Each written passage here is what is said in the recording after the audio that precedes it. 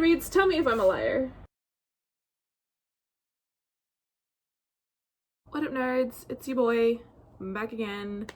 I am going to be doing my October 2020 wrap-up in this video, and I am super excited. Not only did I read 12 books this month, which is more than I've read in a long time, I am excited about that. I really felt like I got back into reading as like a consistent practice this month. But also today I finished my 100th book of the year, which is sick and killer, and I'm so proud of myself. 100 books was my goal for the year. Well, 100 new books was my goal for the year. Every single book I've read so far this year has been a brand new book, a book I've never read before, and I just finished the 100th literally this morning. It is not quite the end of October yet, but I know that I'm just like not gonna have time to read another book this month or even really start one, so I'm just like, I'll just record this now. I am going to talk about these books. I'm gonna try to be as brief as possible, not only because I have another video that I'm gonna record after this one. I actually meant to record that one first, but then I just started recording this one, so, but also because I have 12 books to talk about and I don't want this video to take forever. So let's jump into it. I started taking notes on these books after I finished them at the start of the month, and that only lasted 3 books, so I love it when past me does nothing to help future me out. So first up we have Paranormalcy by Kiersten White. This book is not new. It came out in, oh, other books are falling. It came out in 2010, so this book is 10 years old, and it is the first in the trilogy. I have now only read the first. I don't even own the second or third. That's how trilogies work. I picked this up because I was trying to sort of round out a order at my local independent bookstore, Shop Your Local Indie. I had sort of a budget I wanted to spend on books, and I was a little bit shy of that budget. I'm like, throw out an extra book, so I picked up this one. This book is about a girl named Evie who is like 16 or whatever, who works for the, I'm gonna look at this up because I don't remember, the International Paranormal Containment Agency, which is an agency that basically seeks to contain and keep track of and monitor supernatural beings to make sure they're not hurting like humans. And she works for / lives at this agency, because she is human, but she has the ability to see through glamours. So she can see vampires, even though everyone else just sees a normal human. She can see like, oh, I can see the rotting corpse that you actually are. Or like, same thing with like all manner of supernatural creatures. Like, there's a ton in here. This was thoroughly fine. I gave it 3 stars. There was nothing really like stand out about it. It was a fun, quick read. I like read it in a day or two. It's a great weekend read, or like I'm gonna go like sit on the porch or sit by the pool, except it's like spooky times, so whatever the spooky times equivalent of a pool would be. I'm gonna go sit at the pumpkin patch and read myself a book about supernatural shit. There is a romance in here. I think there a love triangle is being set up. I don't know. I didn't particularly care for the love interest or the person that I think might be a potential second love interest, although I'm not sure about it. I didn't particularly care for either of them. I didn't particularly care for Evie. There was something about her that I can't really identify what it was. But it was just like, I know that we wouldn't be friends. Like, if she were a real person, like, we would not be friends. I don't think I would dislike her or anything, but we wouldn't be friends. The plot was a little confusing. I didn't like super always know what was happening. There would be times where like I'd be super clear. I'm like, okay, I'm super following this, and something would happen and be like, what? But I also didn't really care. I'm not like invested in this. Will I read the others? Like maybe like if next time I put in an order at my local indie and I have like a couple extra bucks to spare, maybe I'll get the second one, you know? I'm not going to go out of my way to read it, but like if the opportunity presents itself, I would. But yeah, this was fine.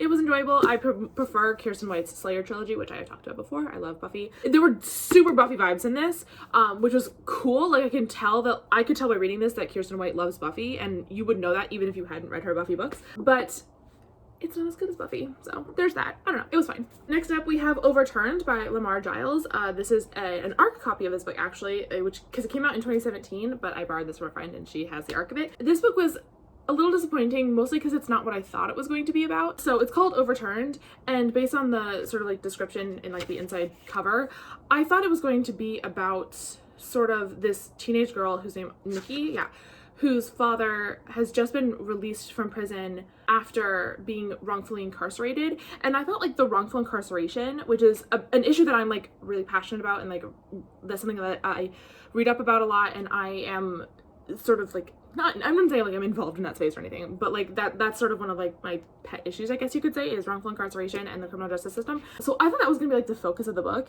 and it's like really not. I kept waiting for that to come in, and it just never did. This book is actually about Nikki and her dad is was a professional poker player before he went into prison, then he comes out, and she is now much older because he was spent like 6-ish years in prison, I think, and she is now like an exceptional poker player as well. It's sort of about the crime culture in Las Vegas. I don't really want to get into it without spoiling it, but it is like, I would call it a mystery adjacent. There is a crime that needs to be solved, and there's lots of who can you trust, who's on your side. There's like a romance element, but can you trust the romantic interest, things along those lines. It was an interesting read. The writing was okay. It was a little bit juvenile for the topic and the age group in question, so that bumped me a little bit. Like, it's definitely, like, I would say this is about like an older teen book, like 16, 17, 18, but the writing felt more like 14, 15, so that's something. But it wasn't bad. It just wasn't like fantastic. But yeah, it was fine. I would read it again, but it's not something that I'm gonna go out of my way to read again. I don't know if I said it, but 3 stars. Okay, I am Googling this time because I don't want to be caught being an idiot. So Petties, you better not be fucking lying to me. So this next book is about an author I have talked about before, and I have finally learned how to say her name. So everyone who's been waiting with bated breath, I don't know. Ruta Sepetys, this is Out of the Easy, which is her second book. I have now apparently read her books in reverse chronological order. Whatever. This book I did really enjoy. I kind of had no idea what it was going to be about, but it takes place in early 1950s New Orleans, and it is about a girl whose mother is a sex worker, but she herself is like, not, I wouldn't say like very straight edge, but she's like very much like trying to be a good girl and like trying to keep her nose down and keep out of trouble. And her mother, it has a very like toxic personality, narcissistic, like a very addictive personality. And so the relationship between the two of them is absolutely fascinating. One thing that I really appreciated about this book is that, so the main character, Josie, her relationship with her mother is toxic, but the fact that her mother is a sex worker is not the thing that makes it toxic, right? In fact, Josie has lots of fantastic relationships with the other sex workers that her mother works with, because her mother works in a brothel. Just very, very relationships with like all of the women, like because they're all individuals. But this book manages to be like sex positive and sex worker positive while still allowing for toxic relationships between specifically Josie and her mother, but then also like other women and other people in the story. I don't know if I could really summarize this plot because there's a lot of different elements to it and all of them are very good and very interesting. But like I said, Josie's like very smart, like whip smart, but because her mother is a sex worker and is, you know, kind of in trouble with the law a lot, she doesn't have a lot of opportunities, but she desperately wants to go to school in Massachusetts. So the story kind of deals with her trying to get there. Like, that is her ultimate goal, is to get to school in Massachusetts. But it's like all of the things that just keep knocking her back, some of which are in her control, but a lot of which are not. It is a book about relationships between Josie and her best friend, between Josie and her mother, between Josie and her mother's madam, between Josie and the other sex workers in the brothel, between Josie and the French Quarter. It is very much a story about New Orleans. New Orleans is a character. The French Quarter is a character, and it feels so alive and so wonderful in a way that makes me want to know every single one of these characters, even the ones that I don't like, even the ones that I think are terrible people. Like, I still want to know them all because Ruta Sepetys brings them all to life so well. The pacing in this book is fantastic. There is a murder involved, so you've got that like tension and that mystery aspect to make this book really hard to put down. This is one that like I kept wanting to pick up and keep reading even when I had other stuff to do. So I ended up giving it 4 stars. I can't exactly articulate why it was 4 and not 5. Probably just because I'm trying to be stingier with my 5s, but also I read this book way at the beginning of October, and I mean, I've lived a lifetime since then, so I don't remember exactly why. But this I highly recommend. This is very, very good. Like I said, incredibly difficult to put down, something easily consumable. Next up, we have this bad boy, which is the Complete Sherlock Holmes Volume 1 by Sir Arthur Conan Doyle. This is part of the Barnes & Noble Classics series. Like I said, it's Volume 1. I do not have Volume 2, but I cannot wait to pick it up because I loved this so much. I, like every other now 20-something who was on Tumblr in the early 2010s, definitely loved the BBC Sherlock series. In fact, reading this made me rewatch and finish for the first time the BBC Sherlock series, which, what a fucking finale, by the way. Like, let's just like talk about how, I don't know how I stopped watching. The last episode I watched back when the show was like coming out in real time was the season 4 premiere. That was the last episode I watched because someone dies in that episode and I was extremely upset about it. I thought it was a terrible decision. So I did not watch the final 2 episodes of the show, so I just watched them for the first time, and like, what a pair of episodes. Like, I'm like legit mad at myself that I never finished. I mean, I'm still mad at them for killing off the character that they killed off because it was bullshit, but that finale had me so tense. I was like shaking, like physically shaking on my couch. I kept having to pause so I could like calm down. I've never been so tense watching anything in my life. That is not what this video is about. I just wanted to throw that out there. I loved reading this because I've never read any Sherlock Holmes shit in my life. The only really exposure I had to the Sherlock Holmes stories, universe, whatever, were the BBC Sherlock, and I watched the first Robert Downey Jr. Sherlock Holmes movie, which was terrible and one of the worst things I've ever watched. I hated that movie. It was so bad. The entire plot happened in the last 15 minutes. You could literally start watching 15 to 20 minutes from the end and know everything you need to know. It was awful. I had never read anything, and I loved reading this because I did not realize how actually faithful the BBC Sherlock was to the original source material. Like, I was reading this and I'm like, I remember when all of this happened in the show, and it just made me really, you know, for all that we hate Stephen Moffat in this house, like, he really did a good job of adapting these late 1800s stories to, you know, the 21st century, the 2010s, when the you know, those shows, whatever, came out, right? So it's just really good. Each one of these stories is really consumable. Obviously, individual stories are going to be better and worse than the others. Like, there's, I don't remember how many there are in here, but like, there's a lot. There's both novels and short stories in here. Overall, the experience of reading this was just fantastic. I sort of divided it up, so I read a little bit each day. So I was reading this while I was reading other things, but as soon as it finished, I just could not wait to go out and get the other one, which I still haven't, but I plan to, probably in November. If you have not read the Sherlock Holmes series, I highly recommend them. If you think that like, oh, you know, I love watching the Sherlock stories, and so reading them in like this old ass English isn't going to be fun, it will be fun. It was so much fun for me to draw comparisons between the two. And then after I read this and I rewatched the series, it was so much fun to like pick up on things like, oh, this character is named that because like that's what they were named in the original text. And I was just like, didn't know that. Or like, oh, Vatican cameos is a real thing. Like, all these things that I didn't know came from the original source material. Maybe I'm just stupid. Maybe everybody knew this and I'm like the only one, but it was so much fun to connect this to the show and then to just read the source material that like was a big part of like my teens / like early 20s and I just didn't know about. Oh, and I gave this 4 stars for like the whole thing. So next up, I have now finally read all of Ruta Sepetys' books. So this is her first one, Between Shades of Grey, and it is about the Russian invasion of like the Baltic states. Oh god, I'm so bad. Well, it's specifically about the Soviet invasion of Lithuania and then the sort of carrying of Lithuanians eastward into Russia, the Soviet Union, and into gulags / camps, and about the atrocities that happened in those camps. I think when we talk about World War II and human rights violations and abuses and crimes, we talk obviously a lot about the Holocaust, and for good reason, but if I'm not mistaken, like, Stalin actually like killed more citizens than Hitler did. Please correct me if I'm wrong. I'm sorry. I'm not trying to compare these crimes as though like we should now be forgiving Hitler. Oh my god, that's not what I'm talking about. But like I didn't realize the scope of those human rights atrocities in the Soviet Union because we talk so much about Germany and Poland and Hitler and stuff, which we should. And apparently we're not talking about enough because apparently a lot of Gen Z kids don't know about the Holocaust, which is not cool.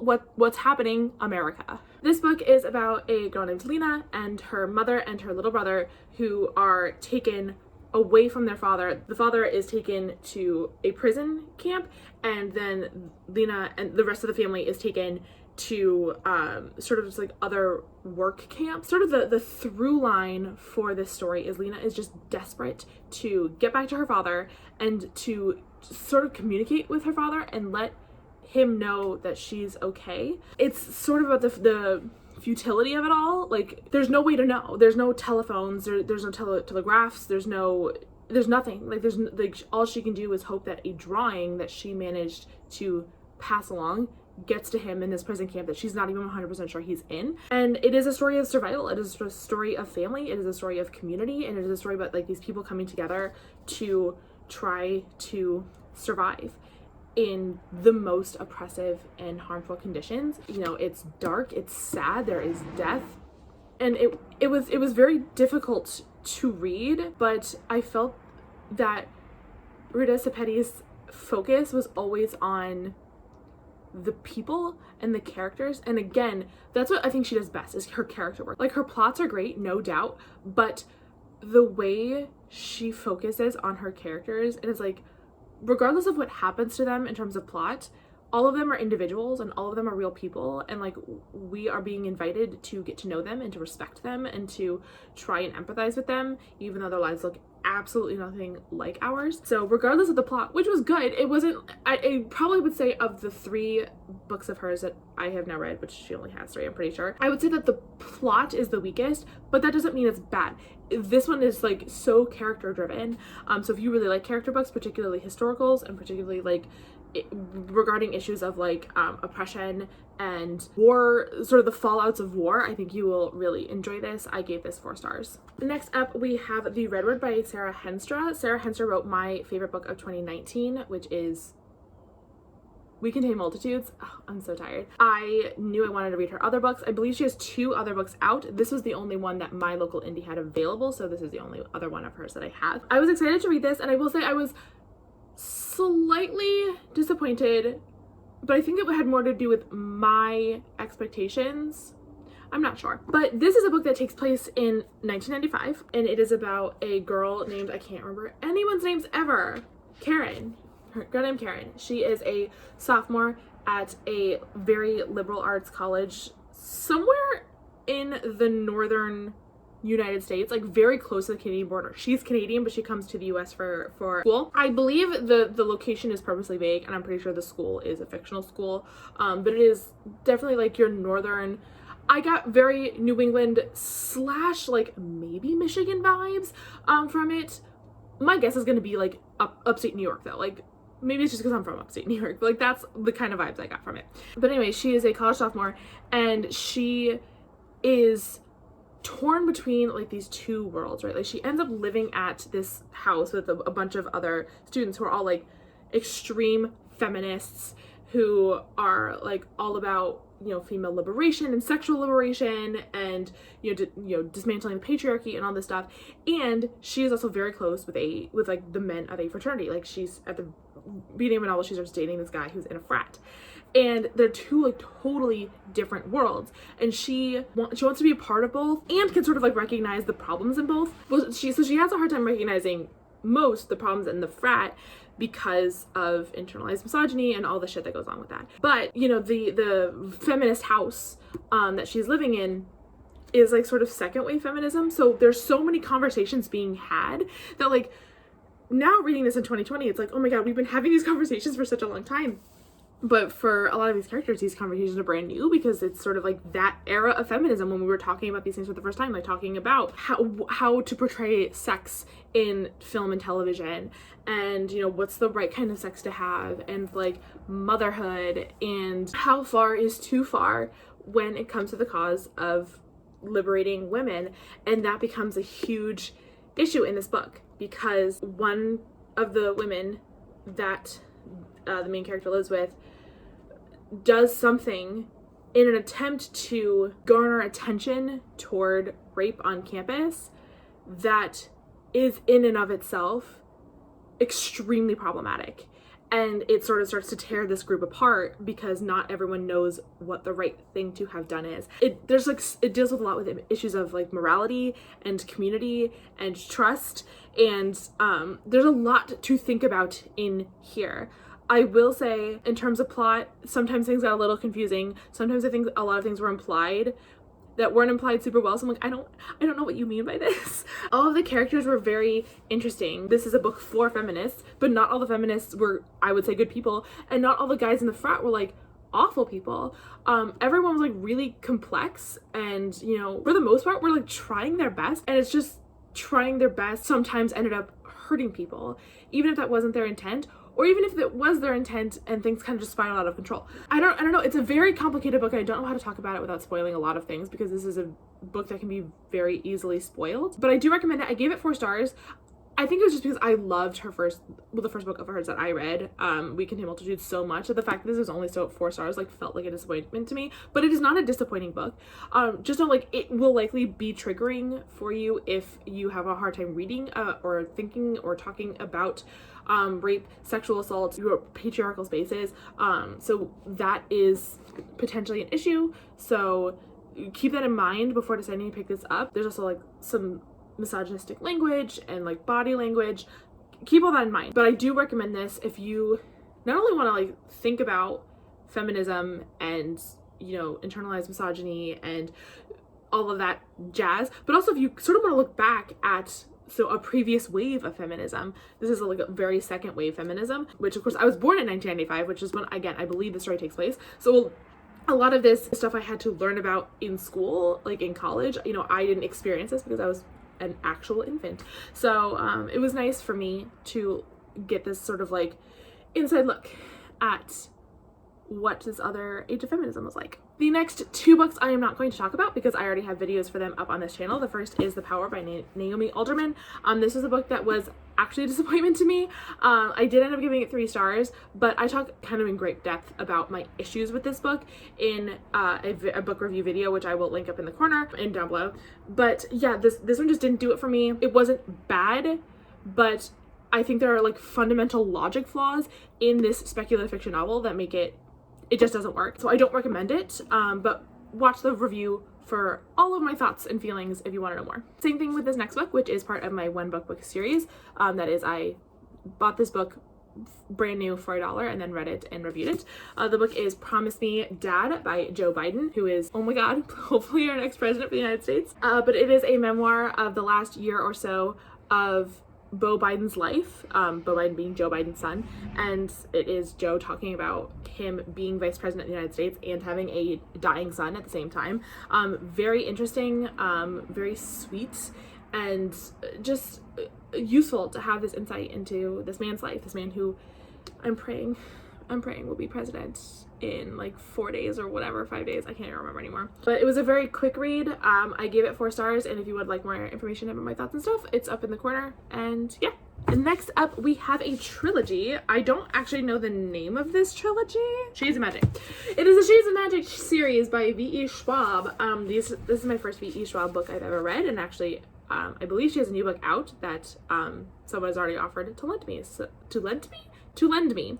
So I will probably be reading that next month. But this is a trilogy with a really interesting concept. It's basically about like alternate universe Londons that are like kind of stacked on top of each other, and the characters that can travel between them and the characters that can't. It is a book series about magic and power and privilege and authority. It was, yeah, pretty interesting. The rules about magic I found pretty easy to follow. Sometimes I get confused by like the lore and the canon of a world. I did not find that in this case. I found things pretty straightforward to follow, which is always helpful. In terms of characters, the only 2 characters I really cared about were Rye/Ree. I don't know how to pronounce it, but if the 2 main characters are Kel and the hell is this girl's name? Lila?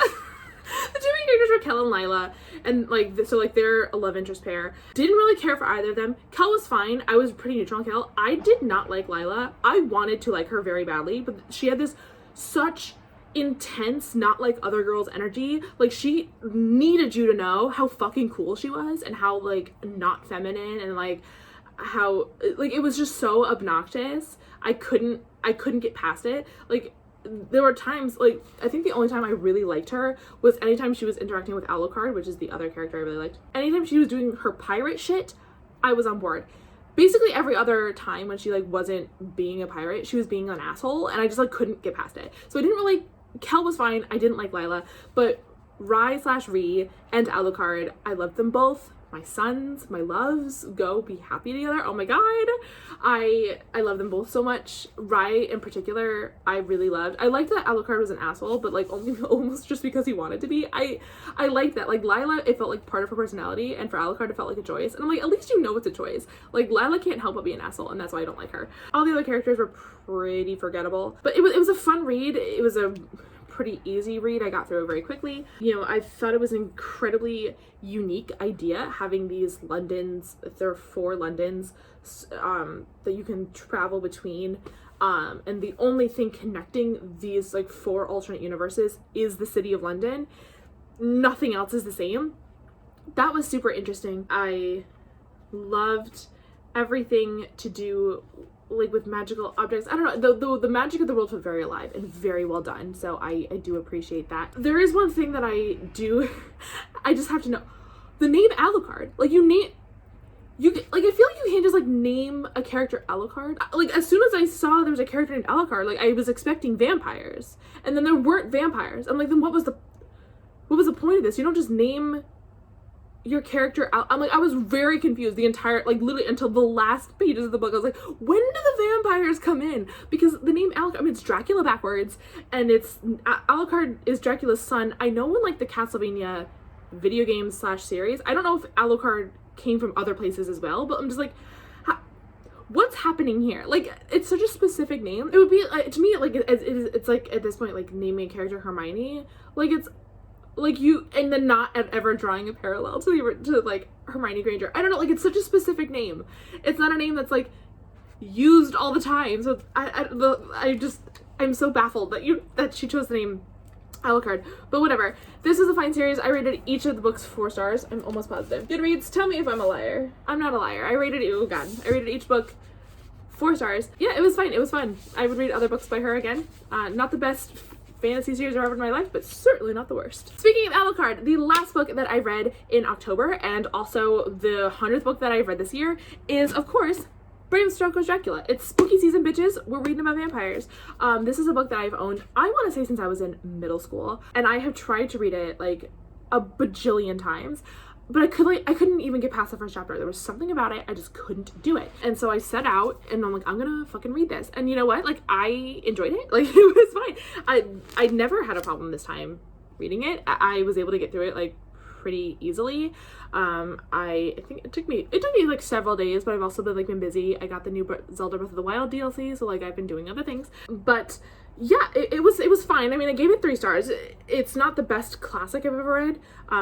If I had to choose between reading this or Frankenstein by Mary Shelley again, I'm going to choose Frankenstein because I love that book. But it was great. It was fine. I mean, there were parts of it that were annoying, but everything to do with like the gender relations between like the women and the men in this book was like obnoxious as shit. I also didn't particularly like whoever did the edit, like the notes, the annotations for this book was pretty annoying. I didn't like that. I just didn't find them helpful for the most part. But yeah, it was a fine read. I don't know why I couldn't get through it before. I mean, the language is a little stilted. It was written in 18 whatever. So maybe that was it. I mean, I did try to read this, I think, like a couple times in middle school, a couple times in high school, and I think even once or twice in college. I don't know why it just clicked for me this time. I mean, it is October. It is spooky season, so I'm sure that's it. But yeah, did I find it scary? No, absolutely not. But I mostly just had fun reading, again, this idea of source material. Like, almost all of our Western ideas of vampires comes from this book, and, you know, how Bram Stoker constructed his vampire lore. So I like reading these and seeing, you know, in particular, like, I find that Buffy the Vampire Slayer, a lot of their vampire lore comes from this. Like, it's pretty faithful, versus something like the Vampire Diaries, which is like totally different, or God forbid Twilight, right? Yeah, it was a fun read. Like I said, 3 stars. I would read it again. I could see this being something that maybe I revisit every spooky season because it's a spooky book.